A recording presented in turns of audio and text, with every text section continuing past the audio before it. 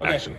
Okay, we're going to talk about the suspension. We went over the leaf spring suspension. Now we're going to go over the TAC 4 torsion suspension on these. This is some of our newer engines. The Pierces have this TAC 4 torsion type suspension. So with the torsion suspension, like I talked about in the PowerPoint, we're going to have independent front suspension. So like I said, the wheels are moving independent of each other. We're a solid axle suspension. What happens to one wheel affects the other wheel. This one, they move independent. So if this one goes up, that one just does its own thing over there. The reason it does that is you can see they're connected with control arms to the frame. They're not connected to each other like the straight axle. So these are control arms. They're A-arms. They're in the shape of an A. They go around the shock in the shape of an A, so they're called A-arms. This is the upper control arm, and this is the lower control arm. Much like a lot of cars have this. You might hear it referred to as wishbone suspension. A lot of off-road vehicles, trophy trucks, that kind of stuff have A-arms, just obviously different styles. So this is another type of A-arm setup.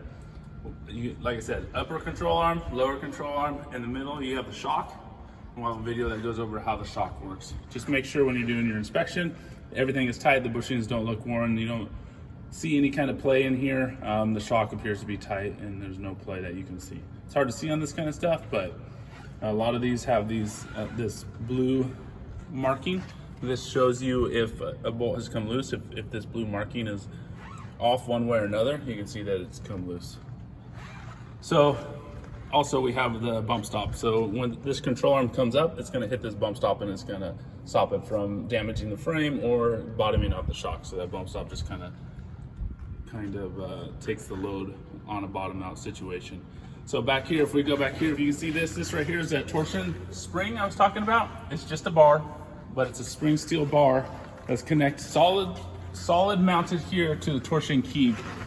Torsion key is adjustable by this bolt here. You can move it in and out, which pushes the tires up or down. So you can adjust the torsion to stiffen it or soften it up. And then this torsion key stays in one spot. This thing is either splined or it has flat edges that will sit in here that'll hold it solid into this torsion key. This bar runs all the way up. It runs up under this battery box all the way up to this side. It connects to the torsion arm. Where it connects to this torsion arm, you can see it connects down in here to this torsion arm.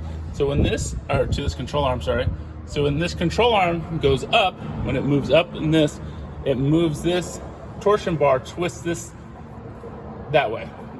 Twist it that way. So it's going up and it's twisting that torsion bar. That torsion bar wants to come back and go back to its original state. So it's gonna force this wheel back down. So when you hit a bump, it goes up and twists back down. Like I said, with my arm, if I twist my skin, then it springs back to where it naturally is. The same thing happens with this. Conversely, if this wheel goes down, say into a pothole or something, and it goes down, this torsion bar is going to twist this way, it's going to twist this way, and then it's going to come back up and return to its position. And so this spring here is actually what's supporting the weight of the vehicle. The weight of the vehicle is on here. It's set at a certain height via the torsion key adjustment, and once it's set at that height, it wants to return to that height. So this is the spring. Remember, the shock doesn't do anything to hold up the vehicle itself. The shock just kind of dampens the effect of the spring, so it doesn't bounce a lot. The shock smooths it out. The spring is what supports the weight. So we talked about leaf springs, we talked about torsion springs, airbags, and coil springs are the different types of springs you'll see on fire apparatus.